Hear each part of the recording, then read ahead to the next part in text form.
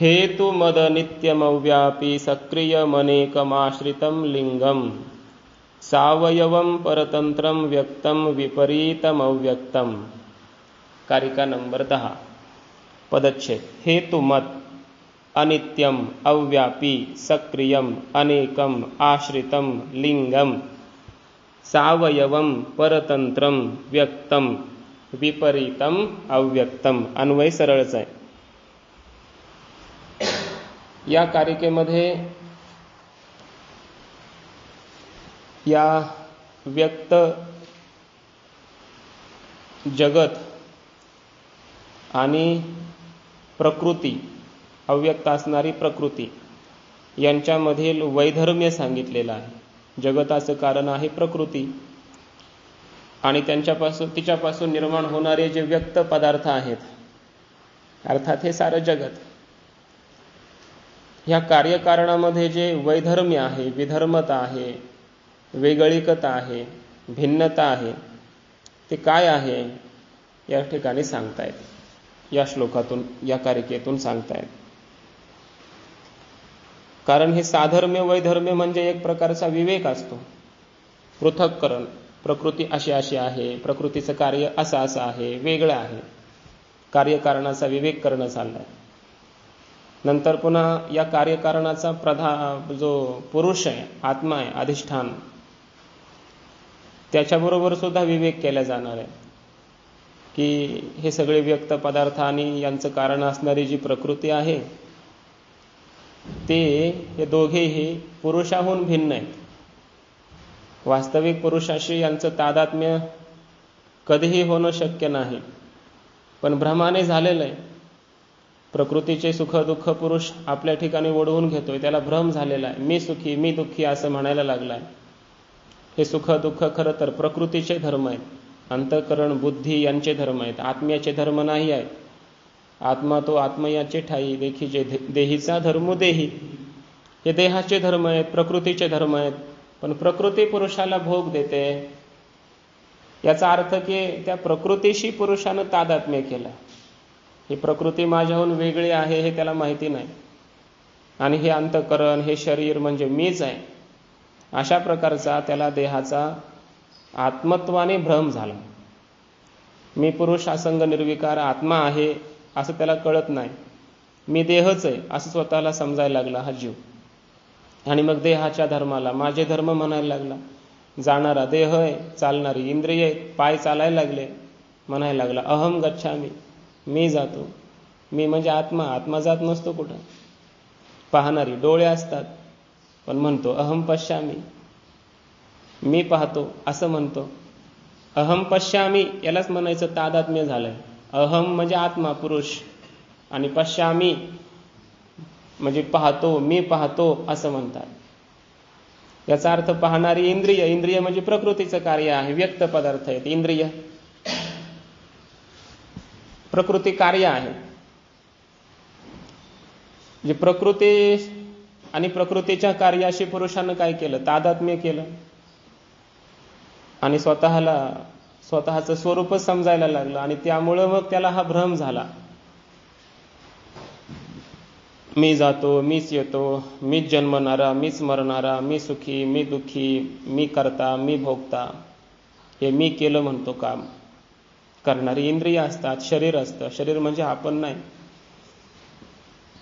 त्यामुळं खरं तर हे शास्त्र ऐकणाऱ्याला अभिमान नाही व्हायला पाहिजे कोणालाच, पण नेमकं अभिमान अहंकार हा नवल, ज्ञानोबराय म्हणतात त्याचं नवल आहे की तो या शास्त्रचिंतन करणाऱ्यांच्या मागे जास्त लागतो। पण ज्यांना खऱ्या अर्थानं शास्त्राचं हृदय कळत नाही त्यांच्या मागे लागतो। फक्त शब्द आणि अर्थ समजून घेतात, त्याचं हृदय कळालं पाहिजे।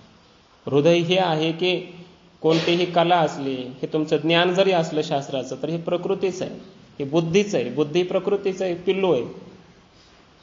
आणि त्यामुळे हे प्रकृती अंतर्गतच आहे। तुमचं विद्या, ज्ञान, विद्वत्ता, पांडित्य, कौशल्य, तुमच्या अंगात असणारी एखादी कला, तुमचं वक्तृत्व, तुमचं कीर्तन, तुमचं गायन, तुमचं भजन, तुमचं वादन, हे सगळे कुठले आहेत, सगळे प्रकृती कार्य आहे, प्रकृतीचे धर्म आहे।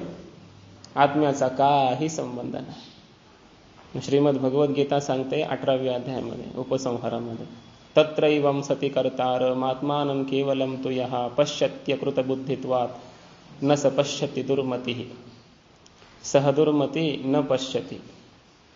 दुर्मती, दुर्बुद्धी पुरुष म्हटलं त्याला. ते खऱ्या अर्थानं त्याला ज्ञानच नाही झालं असा अर्थ, तो पाहतच नाही. म्हणजे काय, एवं सती असा असताना सुद्धा, असा असताना म्हणजे कसा असताना, मागे काही श्लोक गेलेत. अधिष्ठानम तथा कर्ता करणंच पृथक विधम विविधाश्च पृथक चेष्टा दैवम चैवात्र पंचमम पंचैतानि महाबाहु कारणानि निबोधमे सांख्ये कृतांते प्रोक्तानि सिद्धये सर्व कर्मणाम सिद्धये. सर्व प्रकारचे कर्म सिद्ध होण्यासाठी आपल्याकडून ज्या क्रिया होतात त्या सर्व प्रकारच्या क्रिया सिद्ध होण्यासाठी हे 5 कारण असतात. अधिष्ठानम, अधिष्ठान शब्दाचा अर्थ आहे देह. तिथं अधिष्ठान शब्दाचा अर्थ देह, शरीर. कारण ह्या इंद्रिय, मन सगळ्याचं अधिष्ठान कोण आहे, आधार कोण आहे, शरीर. शरीराशिवाय इंद्रिय राहू शकत नाही, मन बुद्धी राहू शकत नाही, ही क्रिया करू शकत नाही. सर्वांचा आधार कोण आहे, हे शरीर आहे.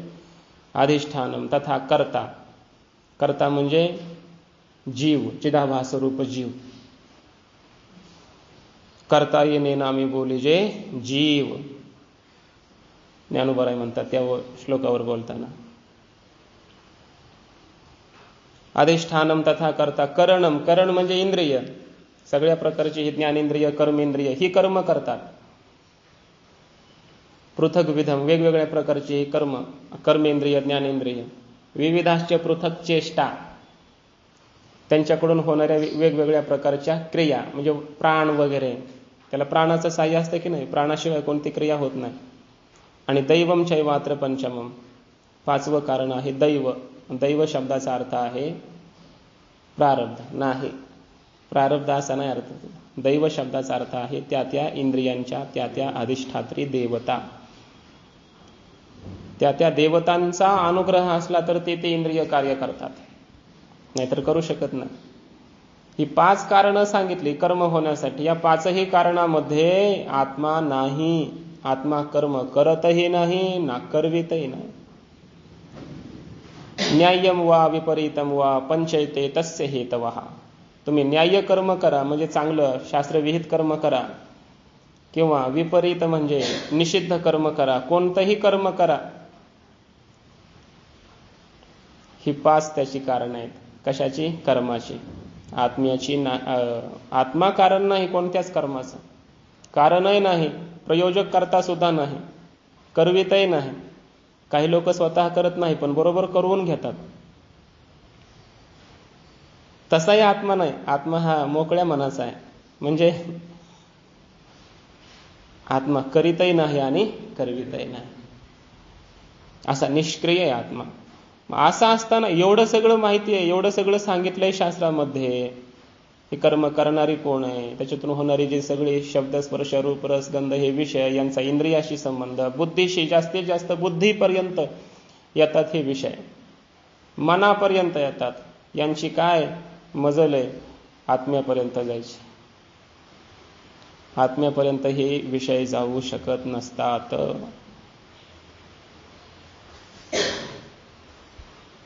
म्हणून असं म्हटलंय की धीरस्तत्र न मुह्यति. दुसऱ्या अध्यायामध्ये धीरस्तत्र न मुह्यति देहिनोस्मिन यथा देहे कौमारम यौवनम जरा तथा देहांतर प्राप्तिर धीरस्तत्र न मुह्यति.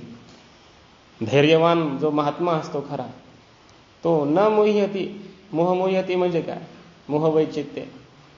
भांडर करत धातू गेला ना, मुह्यति वेडा होणे, चूक करणे. नाही तो महात्मा वेडा होत नाही, चूक करत नाही अशी की ही सगळी कर्म करणारा मी आहे, मी केलं एवढं सारं काही, पठ्ठ्यानं केलं. महात्मा नाही म्हणत. देखे पुढीलाचे ओझे आपुला माथा घेईजे तरी कान दाटीजे तरी सांगे कान दाटीजे धनुर्धारा. म्हणजे आपण प्रकृतीनं केलेलं ओझं आपल्यावर घेतो आणि मी केलं असं म्हणतो. हे कर्तृत्व, हे भोक्तृत्व, हे सगळं बुद्धीचं म्हणजेच प्रकृतीचं आहे, आत्म्याचं नाही. आत्मा असंग निर्विकार आहे. आणि ब्रह्मरूप आहे, पुन्हा व्यापक आहे तो. असं असताना प्रकृतीनं केलेलं मी केलं म्हणतो, प्रकृतीनं भोग दिलेला माझा भोग म्हणतो. प्रकृती करी कर्मे ती म्या केली म्हणे भ्रमे. भ्रमे शब्द वापरला, त्याचा भ्रम आहे हा. मी याचा अर्थ म्या केली म्हणजे मी हे केलं, मी हे केलं. कोणी बोलत असेल तर ज्ञानोबराय म्हणतात भ्रमे, तुला फार मोठा भ्रम झाला.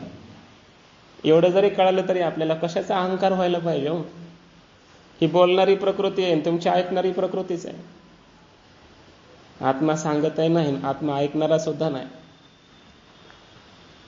इतका असंग निर्विकार आहे, फक्त एवढंच आहे, त्याच्याशिवाय काहीच होत नाही. त्याचा आधार अधिष्ठान, त्याचा प्रकाश, त्याचं चैतन्य घेतल्याशिवाय जगात कोणतीच क्रिया होऊ शकत नाही. स्वयंप्रकाश आहे आणि जगत प्रकाशक आहे, संपूर्ण जगताचं विषयाचं प्रकाशन करणारा. तो करत नाही बरं प्रकाशन. वेदांतातली ही मर्म कळाली पाहिजे. आत्मा प्रकाशक आहे याचा अर्थ आत्म्यावर सुद्धा प्रकाशकत्वाचा आपण आरोप करतो. वास्तविक तो आत्मा प्रकाशन करतो असं नाही, त्याच्याद्वारा प्रकाशन होतं असा शब्द वापरायला पाहिजे. जपून शब्द वापरले पाहिजे वेदांतात. वेदांत फार काटेकोर आहे, जपून शब्द वापरले पाहिजे. आत्मा कोणाचं प्रकाशन करीत नाही, याच्यात कर्तृत्व करतो म्हटलं की आलं कर्तृत्व. जैसा दीपो ठेवी जय परिवरी, तो कवने कवना ते नियमी ना निवारी, आणि कवन कवने व्यापारी राहते ते हे नेने. तो जैसा साक्षीभूत, पुढे आले ना, तो साक्षीभूत आहे. कोण? दिवा. घरामध्ये दिवा ठेवला, त्या दिव्याच्या प्रकाशामध्ये कोण व्यापार करताय, ते कसे व्यापार होत आहे, त्याला काय करायचं आहे, त्याला काही माहिती नाही. त्याप्रमाणे मग दिव्याचं प्रकाशन करणं काय? दिवा आपण एकदा पेटवला की दिवा प्रकाशन करतो का दिव्याच्या द्वारा प्रकाशन होतं आपोआप? का त्याचा सहज स्वभाव येतो? दिवा फक्त लावणं महत्वाचं आहे, प्रकाशन आपोआप होत राहतं. मग दिवा काय असं एक एक एक किरण सोडतो का एका पदार्थावर? काही त्याला काही प्रयत्न करावे लागतात का? सहज होतं. सूर्यानं उगवणं, आकाशामध्ये येणं, वर येणं, हे जगताचं प्रकाशन आहे. सूर्य उगवला आणि त्यानं आपली किरणं, सूर्यकिरणं फेकली पृथ्वीवर, काय प्रयत्नपूर्वक. आज जरा जास्त ढग आलेत, जास्त ताकद लावावी लागेल किरणं सोडण्यासाठी. असं काय त्याला करावं लागतं का? त्याचं स्वरूपच आहे प्रकाश. तो स्वतः सूर्य म्हणजे प्रकाश आहे, त्यामुळे तो उदयाला आला की आपोआप प्रकाशन होत राहतं पुढच्या पदार्थाचं. तसा आत्मा प्रकाश रूप आहे, चैतन्य घन आहे आत्मा, चिन्मय आहे आत्मा. त्यामुळे हे इंद्रिय, मन, बुद्धी यांचं प्रकाशन आपोआप होत राहतं आत्मेच्या द्वारा. तो करीत नाही प्रकाशन कोणाचं. आणि मग त्या प्रकाशामध्ये, त्या प्रकाशाला घेऊन प्रकाशाचं प्रतिबिंब ग्रहण करतात ही इंद्रिय, बुद्धी, आणि आपली आपली क्रिया करतात. त्याच आत्मरूप चैतन्य प्रकाशाचं एक किरण म्हणजे ज्ञानेंद्रिय. चक्षुद्वारा एक ज्ञान झालं, श्रवणेंद्रियाला ज्ञान झालंय, दुसरं किरण आहे. ही पंचज्ञानेंद्रिय 5 किरण आहेत. आणि मनाच्या अनंत वृत्ती हे त्या आत्मचैतन्याची किरण आहेत. वास्तविक पाहता तो आत्मा काय करत नाही, पण त्याच्याद्वारा त्याच्या सानिध्यामध्येही येतात. कोण? बुद्धी, मन त्याच्या जवळ आहेत. आणि जवळ असल्यामुळे त्याच्या प्रकाशामध्ये हे आपलं कार्य करतात. एवढं समजल्याच्या नंतर हे सगळे जे धर्म आहेत, करणं, बोलणं, चालणं, जाणणं, सांगणं, ऐकणं, जगतातल्या सगळ्या क्रिया, सगळे गुण, सगळ्या कला, काहीही आत्म्याचं नाही. हे आपलं स्वरूप नाही. हे जे चाललंय ते प्रकृतीचा खेळ आहे. ज्याला हे समजलं त्याला कधीच अहंकार होत नाही. म्हणून म्हटलं, जिंकावा संसार येणे नावे तरी शूर. हा शूर आहे, यानं संसार जिंकला. ज्याला हे कळालं त्यानं संसार जिंकला. आणि बाकीची मग येर काय ती बापुडी, कीर अहंकाराची घोडी. बाकीचे काय? अहंकाराचं वझव वागवणारी घोडी आहेत. घोडे आहेत बाकीचे सगळे, असा अर्थ. तुकोबरायांनी थोडं दूरच्या शब्दातून सगळ्या लोकांना घोडे, तुम्ही घोडे असं म्हटलंय. म्हणजे तुम्ही अहंकार, जे अहंकारी आहे ते सगळे घोडेच आहेत ना. इथं तरी घोडे म्हटलंय, काही ठिकाणी गाढव म्हटलंय, काही ठिकाणी संसाराचा खरं, दुःखाचे डोंगर भोगावया, खर म्हटलं, खर, कारण खरोखर हा काय आहे, खर आहे. खरं गाढव ये खरं आहे की नाही, खरं खर हे आहे. काही ठिकाणी बैल म्हटलंय, बैल, बैल आहे तुम्ही, बैल असं म्हटलं तुकोबा राहिलं. भारवा आहे तो वृषभ. आणि अन्न, काही नित्य नेमाविना अन्न खाय तो श्वान. शब्द चांगले वापरले, श्वान, वृषभ, खर शब्द कसे वापरले वा, तुमच्या कानाला मधुर लागलं पाहिजे. त्याचा अर्थ कसा काय असेल ना. साचा आणि मवाळ, साच आहे, खरं आहे तुकोबारायचं बोलणं, पण मवाळ आहे आणि खरं आहे की नाही. अर्थ त्याचा माहिती आहे सगळ्यांना, गाढव, कुत्र, बैल, असे त्याचे अर्थ आहेत. हे कळालं पाहिजे आपल्याला. किंवा हे कोणाचं आहे सगळं, कधीतरी प्रश्न पडले पाहिजे आपल्याला, की ज्ञानेश्वरी एवढं सांगायला लागली, गाथा सांगायला लागलाय, गीता सांगायला लागली. कधीतरी शांत मनाने आपण खरोखरच विचार केला पाहिजे. हे काही फक्त अभ्यासासाठी नसतात शास्त्र, अभ्यास केला आणि सोडले असं नाही, स्वतःसाठी आहे. कधीतरी स्वतःलाच वाटलं पाहिजे की खरंच आहे, हे सगळं करणारं कोण असेल बरं. शरीर करायला, मी शरीर आहे का काय, मग माझं स्वरूप काय आहे नेमकं, प्रश्न पडला पाहिजे. बोलणारं कोण आहे, ऐकणारं कोण आहे, चालणारं कोण आहे, जाणणारी कोण आहे,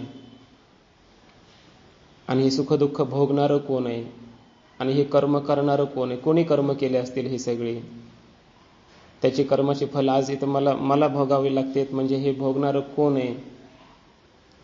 हे सगळे प्रश्न आपल्यासाठी आहेत, याचा विचार आपण केला पाहिजे. जोपर्यंत हे या भ्रमामध्ये आपण आहोत तोपर्यंत कर्मभोग कोणालाही चुकत नाही.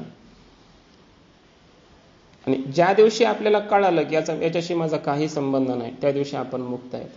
मुक्त म्हणजे कर्मातून मुक्त आहेत, भोगातून मुक्त आहेत, जन्म मरणातून मुक्त आहेत. हे कर्म मग सुटलं आपल्याला. जगामध्ये कर्मातून एकच सुटलेला आहे, तो म्हणजे ज्ञानी महात्मा. ज्याला ब्रह्मस्वरूपाचं, आत्मस्वरूपाचं यथार्थ ज्ञान झालं, तोच कर्मातून सुटला. बाकीचे कसे, जिने पराधीन अनिका हाती उत्तम सार उत्तम गती. नाही, जिने पराधीन अनिका हाती दृढपाशी बहु बांधलो संचिती. प्रारब्ध क्रियमान सांगाती भोवंडिती सत्ता आपुलिया.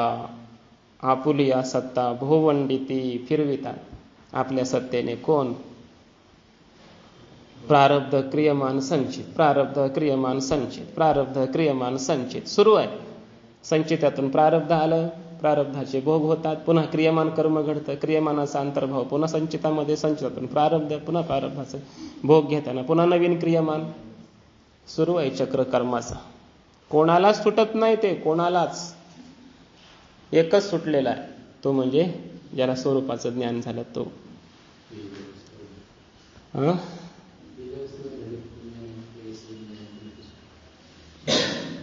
काय म्हणलं मला ऐकू येणार.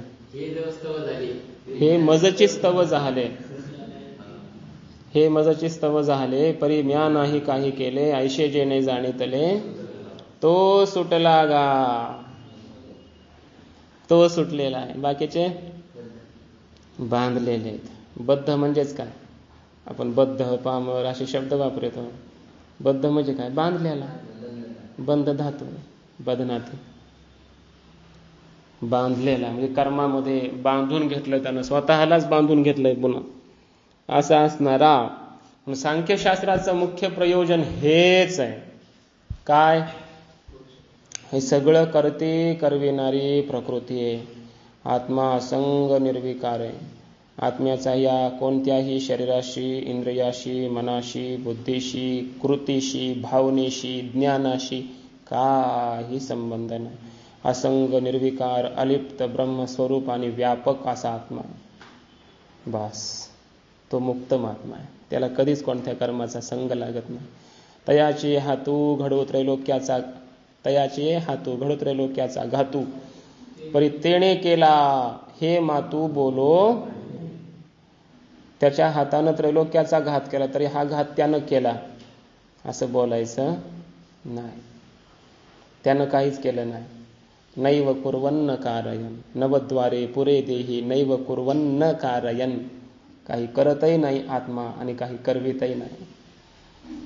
किती गोड आहे हे शास्त्र. जोपर्यंत हे ज्ञान होत नाही ना तोपर्यंत जीवनात समाधान नाही. तोपर्यंत आपल्याला हे मिळवायचंय, ते मिळवायचंय, हे प्राप्त करायचंय, कधी संपणार नाही. त्याची धाव कधी संपणार नाही. हे कळालं पाहिजे. ज्याला हे कळालं त्याला कोणतीच इच्छा शिल्लक राहत नाही. तर आता मग हे सांगण्यासाठी हे कळालं पाहिजे, विवेक झाला पाहिजे. प्रकृती आणि पुरुषाचा, प्रकृतीचा आणि आत्म्याचा विवेक झाला पाहिजे. यथार्थ ज्ञान झालं पाहिजे. प्रकृती कशी आहे कळालं पाहिजे. प्रकृती कार्य जगत कसं आहे कळालं पाहिजे. आणि हे दोन्ही, या दोन्हीचा आत्म्याशी काही संबंध नाही हे कसं नाही हे कळालं पाहिजे. मला विवेक म्हणतात. मुख्य वर्णन सुरू झालंय शास्त्राचं. यालाच अध्यात्म म्हणतात. आणि याच कारणाने हे विचार सांगितले सांख्यशास्त्राने. म्हणून ज्ञानेश्वर महाराजांनी सांख्यांचं वर्णन केलंय ज्ञानेश्वरीमध्ये. कोणत्याच दर्शनाचं एवढं वर्णन माऊलींनी केलेलं नाही जेवढं सांख्याचं केलेलं आहे. यया मार्गाते जगी 13व्या अध्यायामध्ये होवे. यया मार्गाते जगी सांख्य म्हणती योगी, जयाचे भाटिवे लागी मी कपिल झालो.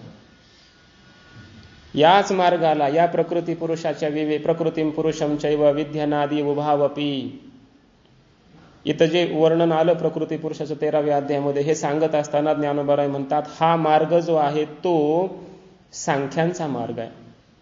योगी म्हणजे ज्ञान योगी, तपस्वी, जपी, तपी, संत, महात्मे हे सगळे योगी लोक या मार्गाला सांख्य म्हणतात. आणि या सांख्य मार्गाचं प्रतिपादन, वर्णन, गान करण्यासाठी परमात्मा कृष्ण म्हणतात मी कपिल झालो. मीच कपिल झालो. सांख्यशास्त्राचे प्रणेते कपिल मुनी मीच झालो म्हणतात. आणि तो प्रकृती पुरुष विवेकू असं म्हटले. पुढची ओवी आहे पुन्हा. त्याचा अर्थ आहे की तो निर्दोखो प्रकृती पुरुष विवेको. तो निर्दोखो, निर्दोख म्हणजे अत्यंत शुद्ध, निर्दोष अशा प्रकारचा हा प्रकृती पुरुष विवेको आहे. आणि हे म्हणे लोकनायको अर्जुना ते. आता मी हे तुला सांगतोय, हा मार्गच मी आता तुला सांगतो म्हणून 13व्या अध्यायामध्ये याच प्रकृती पुरुषाचा विवेक सांगितलेला आहे. असं खूप वर्णन केलंय. तर हा प्रकृती पुरुषाचा विवेक आपल्याला जर माहिती नसेल व्यवस्थित शास्त्र, हे सांख्यशास्त्र, तर ज्ञानेश्वरीमध्ये काय सांगणार आपण? गीतेतून त्या श्लोकांचे अर्थ काय सांगणार? माहिती पाहिजे ना आपल्याला. कालची कारिका जी गेली ती मग सहजे सत्कार वादू याचं विश्लेषण करणारी कारिका होती. असद ग्रहणात उपादान असद करणात उपादान ग्रहणात सर्वसंभवा भावात शक्तस्य शक्य करणात कारण भावाच सत्कार्यम कार्यम सत. त्याचे 5 हेतू दिले. असत अकरणात, असतला कधीही कोणतं कारण असू शकत नाही. उपादान ग्रहणात, उपादान कारणाशी कार्याचा संबंध असतो. सर्व संभवा भावात, सर्व कार्यांचा संभव म्हणजे उत्पत्ती सर्व कारणापासून होत नाही. म्हणून शक्तस्य शक्य करणात, शक्तिमान अशा, शक्त म्हणजे कारणामध्ये आपापल्याच कार्याला उत्पन्न करण्याची शक्ती असते म्हणून कारणभावाच, आणि सगळे कार्य कारणरूप असतात म्हणून सत्कार्य, कार्य सत आहे असा सत्कार्यवाद सांगितला.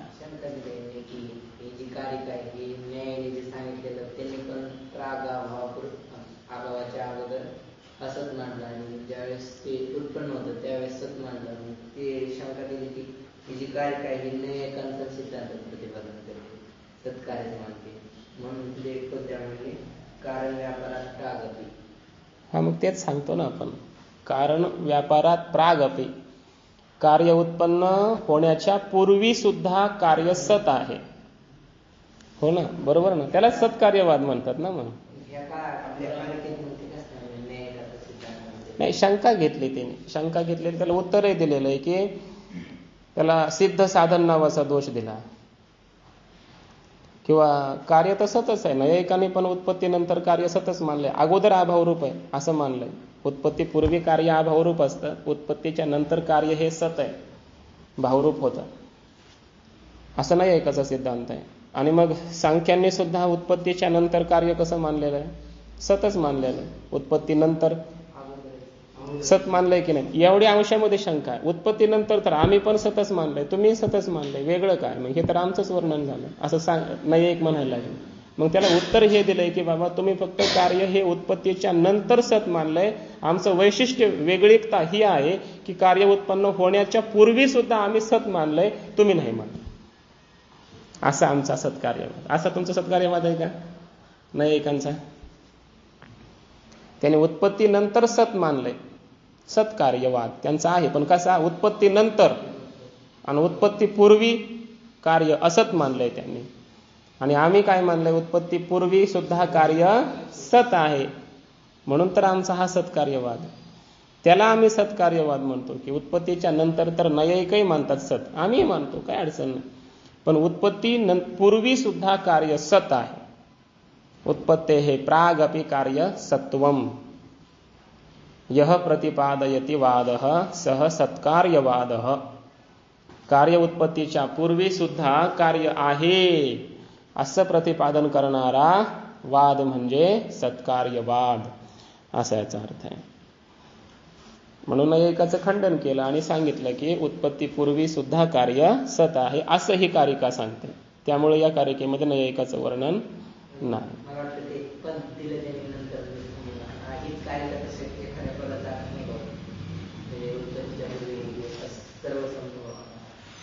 नाही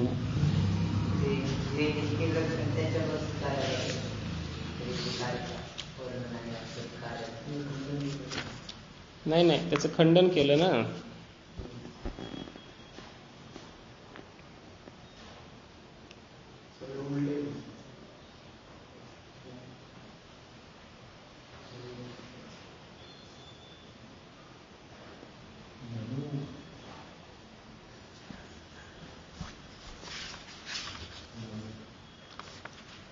उपादान कारणाशी संबंध असतो की नाही, कार्याचा संबंध असतो.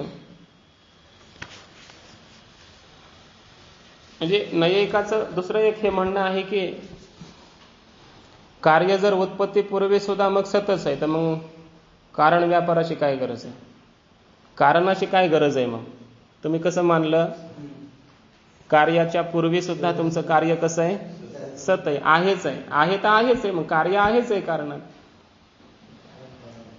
मग त्या कारणामध्ये व्यापार होण्याची किंवा कारणापासून हे कार्य उत्पन्न झालं अशा प्रकारचा व्यवहार कसा होईल, मग करण्याची गरज काय.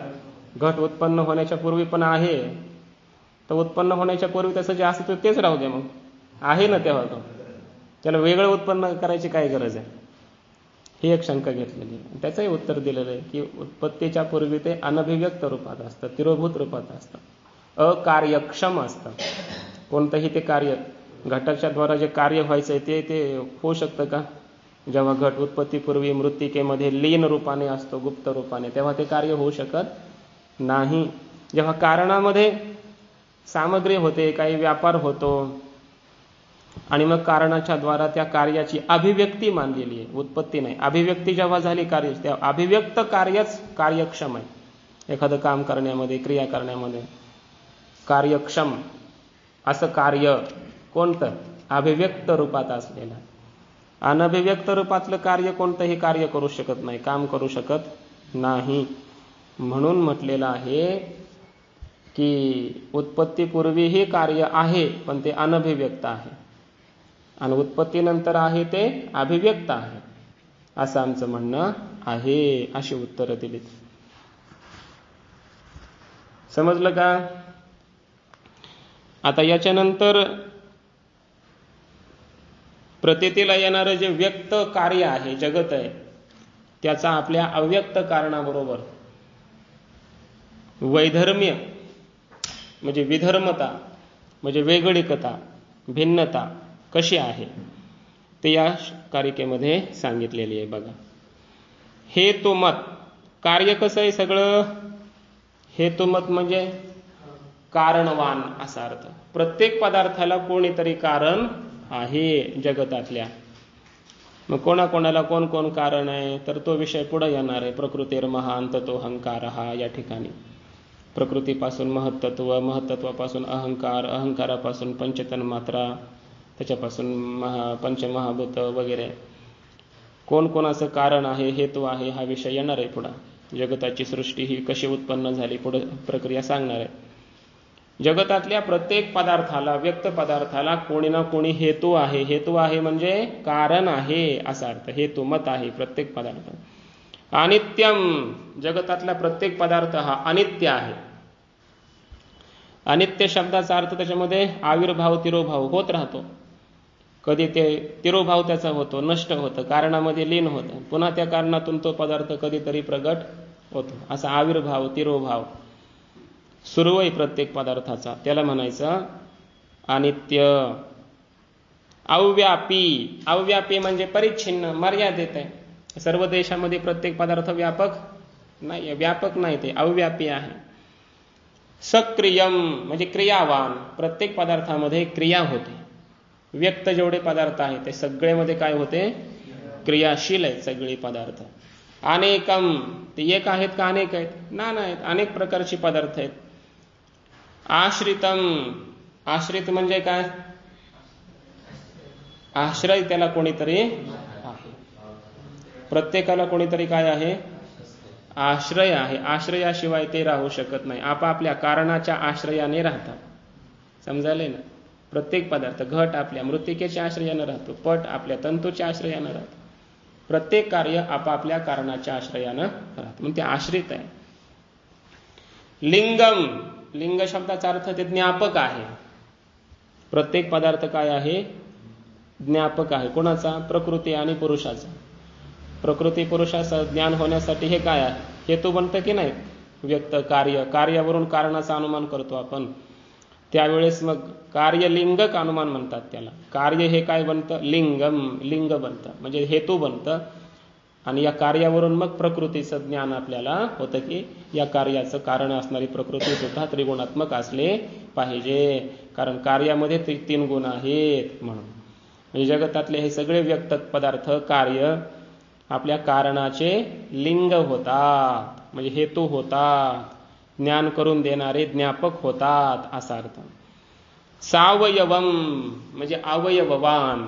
प्रत्येक पदार्थाचा काय आहे, अवयव, सावयव आहे प्रत्येक पदार्थ, त्याला अवयव आहेत, अवयववान आहे. याचा अर्थ प्रत्येकाचा एकमेकाशी काय झालेला आहे, संयोग झालेला आहे. संयोग समजतंय ना. सावयव म्हणजे काय, ह्या शरीराला जसे अवयव आहेत एकमेकाशी काय त्याचे संयुक्त आहे की नाही आपल्या देहाशी.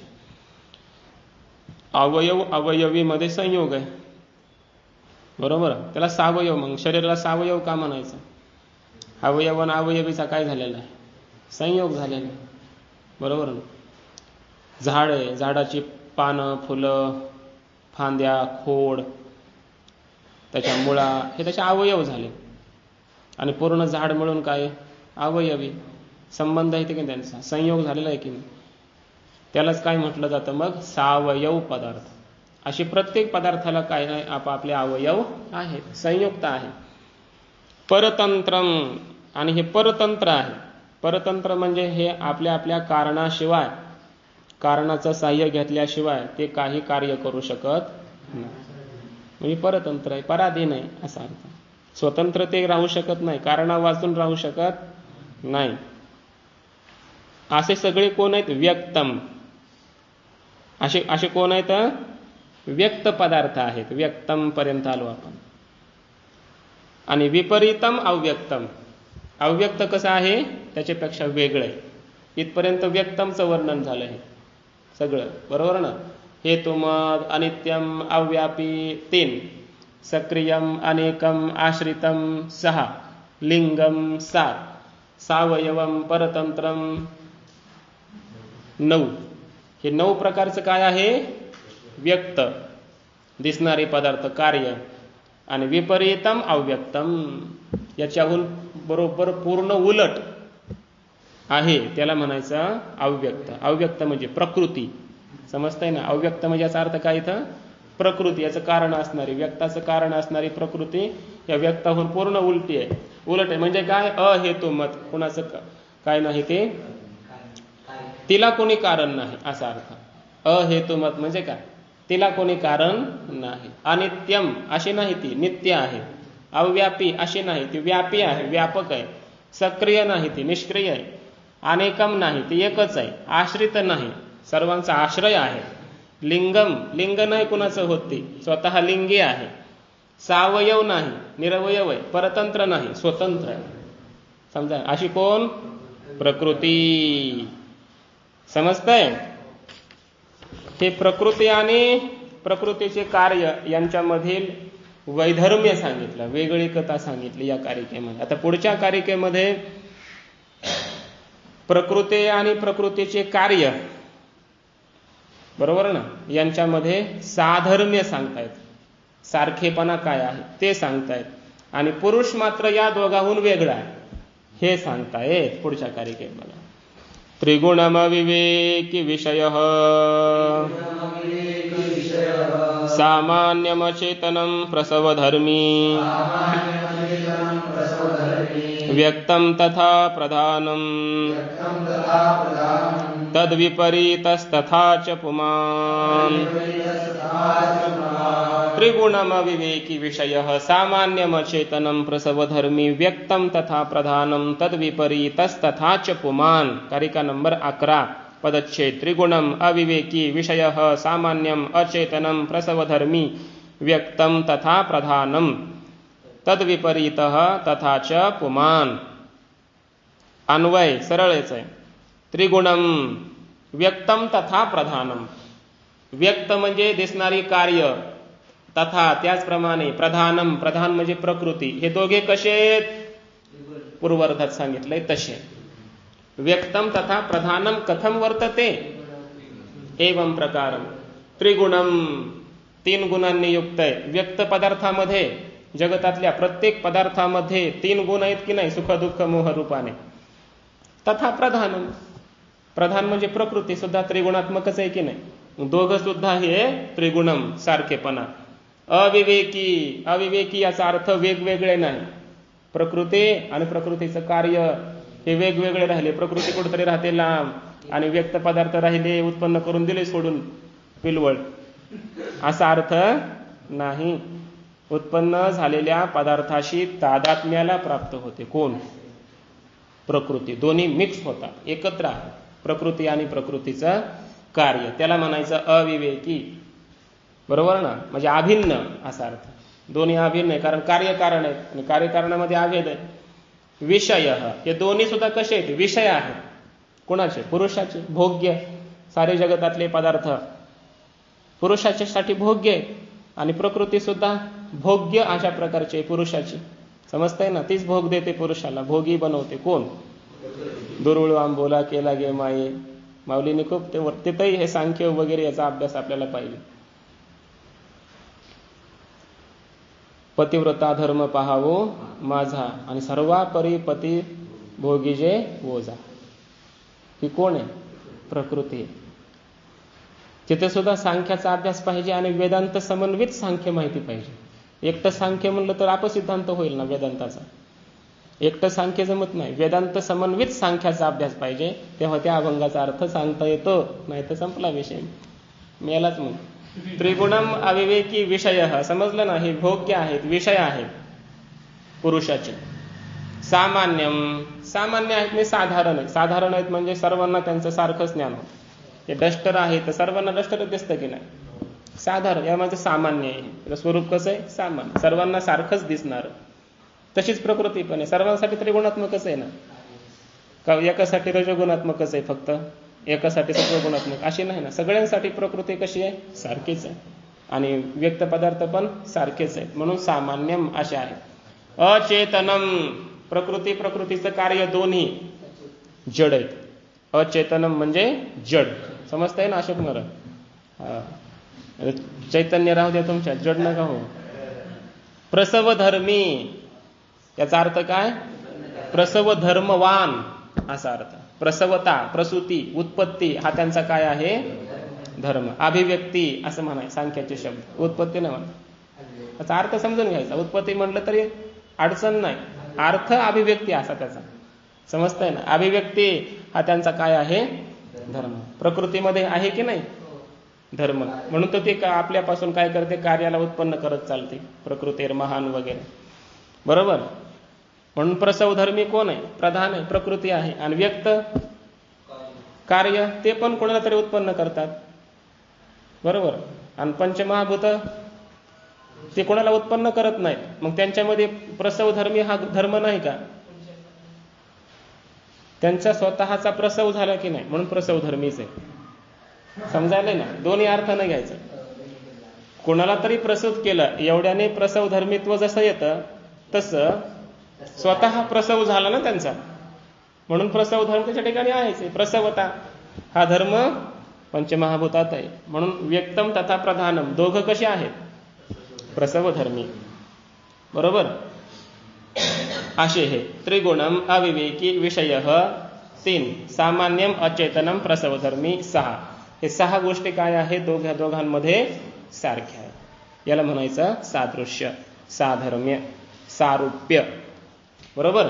व्यक्तम तथा प्रधानम असे आहे. आता तद्विपरीतच तथाच पुमान, ह्या च शब्द आहे ना, त्याचा अर्थ अपि असा करायला सांगितला टीकाकारांनी. च चा अर्थ अपि म्हणजे सुद्धा, तथापि समजायला ना, तथापि असा अर्थ होतो. मग तद्विपरीत पुमान, पुमान तद्विपरीत, तयोहो विपरीत, बरोबर ना. त्यांच्याहून काय आहे? काय म्हणता येईल आपल्याला? ताभ्याम, व्यक्त प्रधानाभ्याम, पंचमीचं द्विवचन. व्यक्त आणि प्रधान या दोघांहून विपरीत म्हणजे भिन्न, वेगळा. समजतंय ना? वेगळा आहे. मग एक वेगळा म्हणजे कसा होईल? मग हे व्यक्त आणि प्रधान कसे आहेत? त्रिगुणम आहेत. मग पुमान म्हणजे पुरुष, आत्मा. विपरीत म्हणजे वेगळा आहे. वेगळा आहे म्हणजे त्रिगुण रहित, तिथं कोणताच गुण नाही. सत्वगुणामध्ये ज्ञान झालं, हे दोघांचं काम आहे. व्यक्तम प्रधानमचं आत्म्याचा काही संबंध नाही. हे असं आपल्याकडे या, फक्त शब्दापुरता नका ठेव. समजायला ना? पुमान अत्रिगुणम असा अर्थ, त्रिगुण रहित आहे. ज्ञान झालं, क्रिया झाली, मोह अविवेक झाला, ह्या सगळ्या गोष्टी त्रिगुणामध्ये होतात. सत्वगुणाचं काम आहे ज्ञान, रजगुणाचं काम आहे क्रिया, आणि तमगुणाचं काम आहे मोह अविवेक, आळस, तंद्रा, विकार वगैरे. हे सगळं करणारी कोण आहे? हे दोघं आहेत, व्यक्तम प्रधानम. आणि पुमान तद्विपरीत, 3 गुणाच्या अतीत आहे. समजतंय?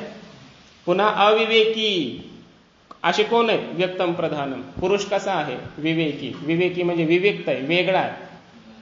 व्यक्त आणि प्रधानहून कसा आहे? वेगळा, भिन्न आहे. हे दोघं एकमेकाहून अभिन्न आहे, व्यक्त आणि प्रधान. पण पुरुष मात्र दोघाहून भिन्न आहे. व्यक्ताहूनही भिन्न आहे आणि प्रधानाहूनही काय आहे? प्रकृती आणि प्रकृतीच्या कार्याहून पुरुष आत्मा असंग आहे, वेगळा आहे, भिन्न आहे. याला म्हणायचं विवेकी. विषय हे दोन्ही भोग्य आहेत, विषय आहेत. आणि आत्मा पुरुष अविषय, कोणाचंही भोग्य नाही. पुरुषासाठी हे आपली कामं करतात, बरोबर ना. भोगापवर्गार्थम, पुढकारी काय येणार आहे? भोग अपवर्ग. अपवर्ग म्हणजे मोक्ष.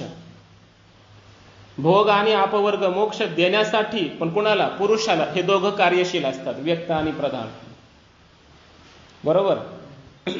पण पुरुष जो आत्मा जो आहे त्याच्यापासून कुणाला मोक्ष झाला असं म्हणता येतं का? नाही. प्रकृती पुरुषासाठी आहे, पण पुरुष दुसऱ्या पुरुषासाठी आहे असं म्हणता येत नाही. अनवस्थादी दोष येतील. आणि पुरुष कसे?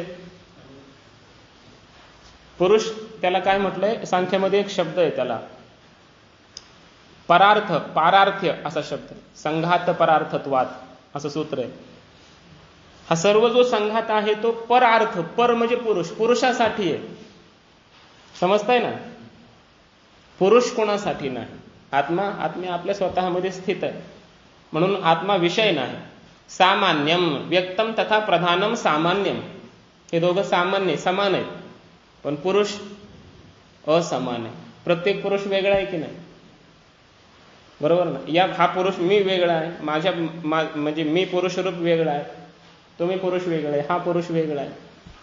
प्रत्येक एकाला कदाचित भ्रम झालेला आहे, एका पुरुषाला भ्रम नाही झालेला, असं आहे. आणि सर्व लोकांना पुरुषाचं काही सारखं ज्ञान आहे का? सर्व पुरुष नाना आहेत, बरोबर ना? आणि सगळे पुरुष मग एकमेकासारखेच आहेत का वेगवेगळे आहेत? वेगवेगळे आहेत. समजतंय ना? म्हणून सामान्य नाही, विशेष आहे.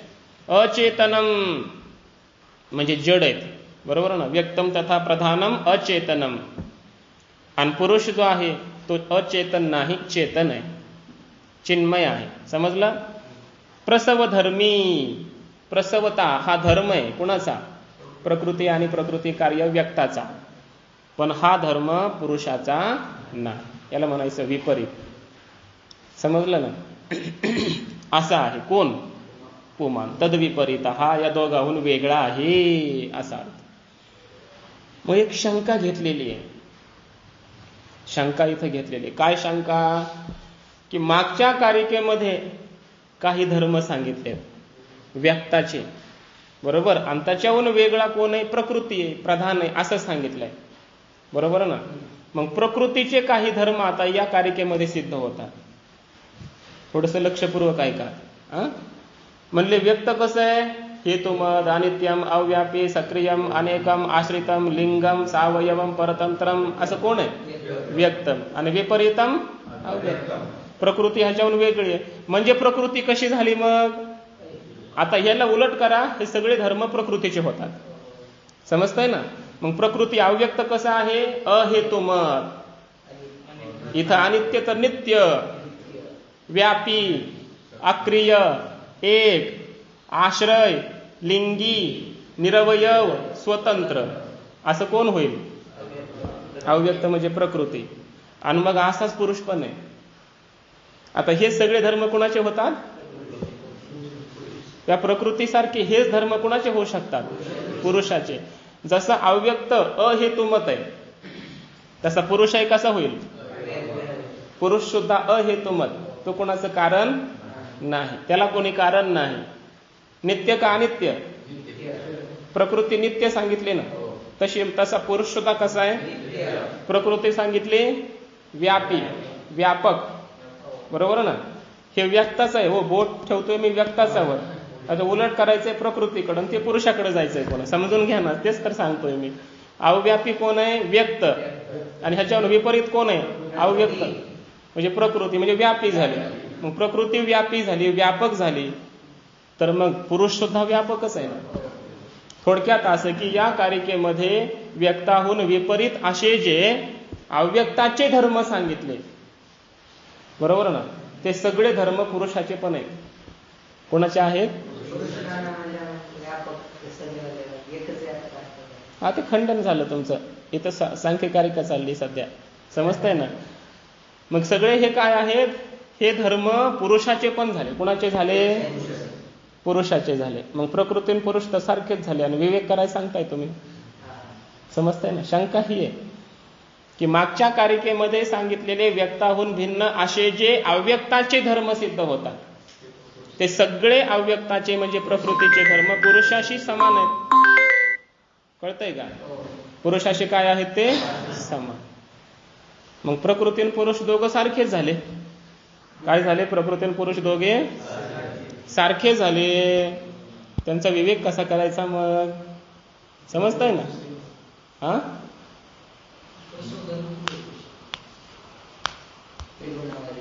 ह्याच्याहून वेगळा सांगितला व पुरुष. विषय इथं चाललाय या कारिकेचा. या कारिकेमध्ये जे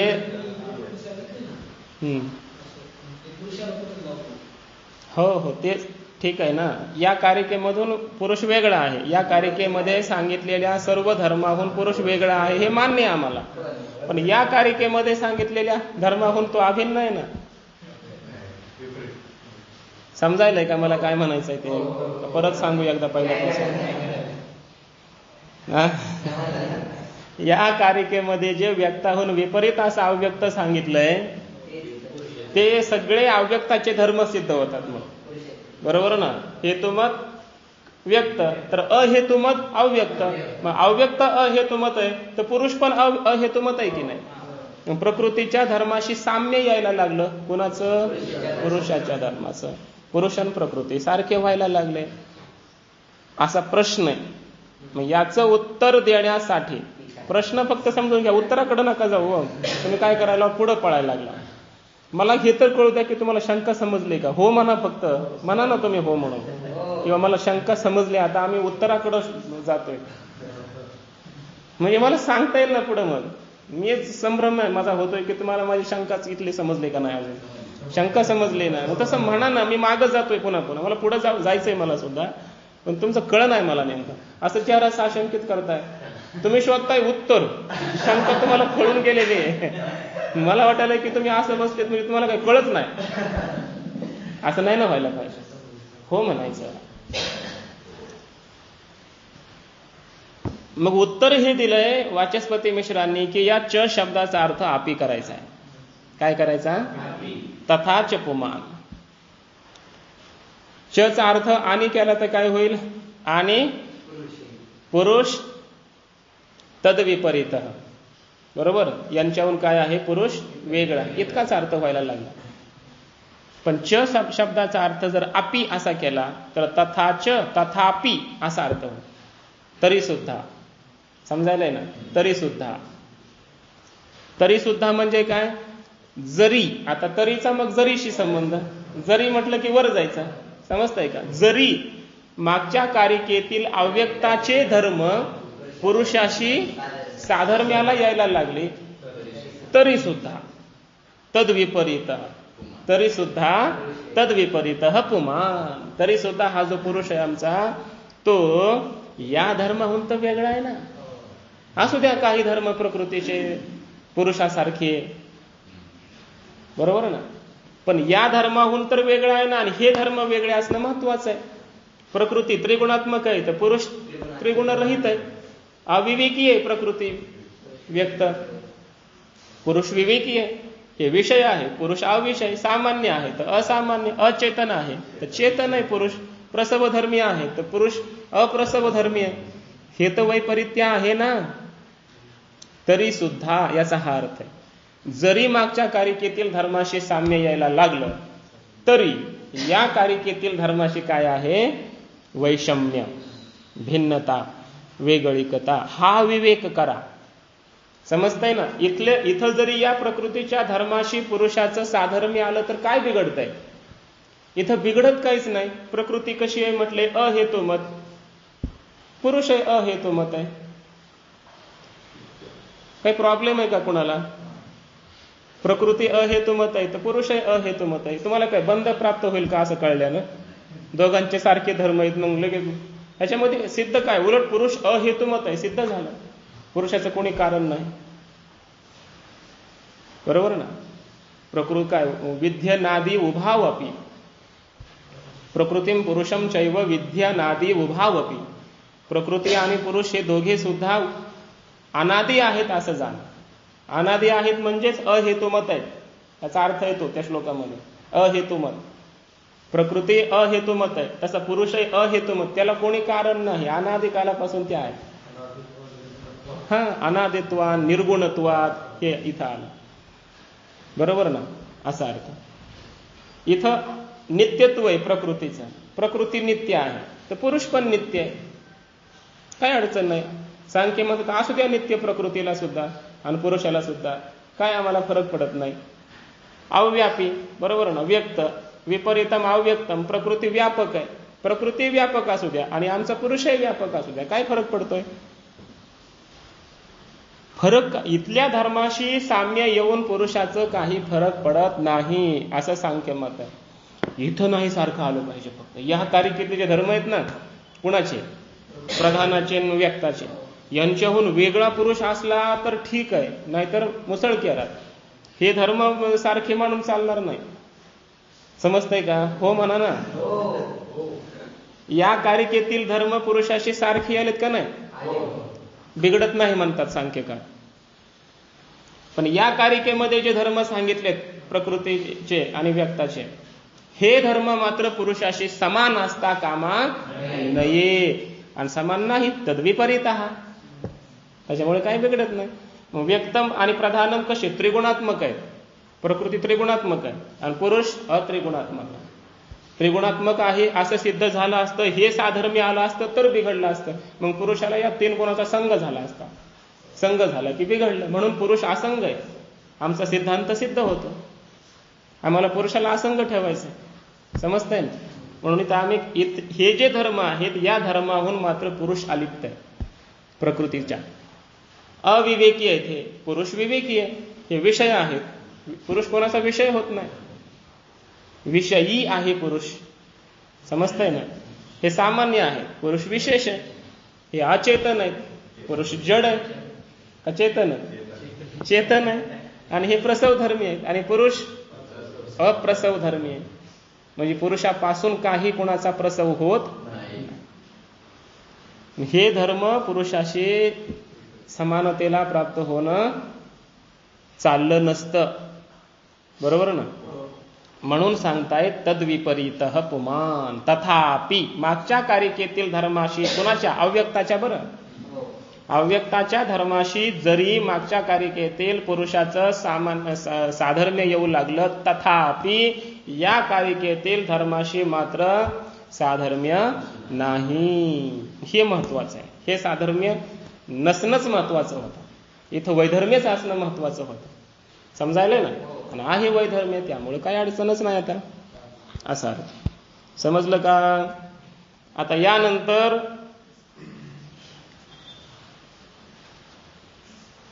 बाकीचा विषय आपण उद्याच बघूया. आता पुंडलिक वरदा हरी विठ्ठल श्री ज्ञानदेव माऊली ज्ञानेश्वर महाराज की जय.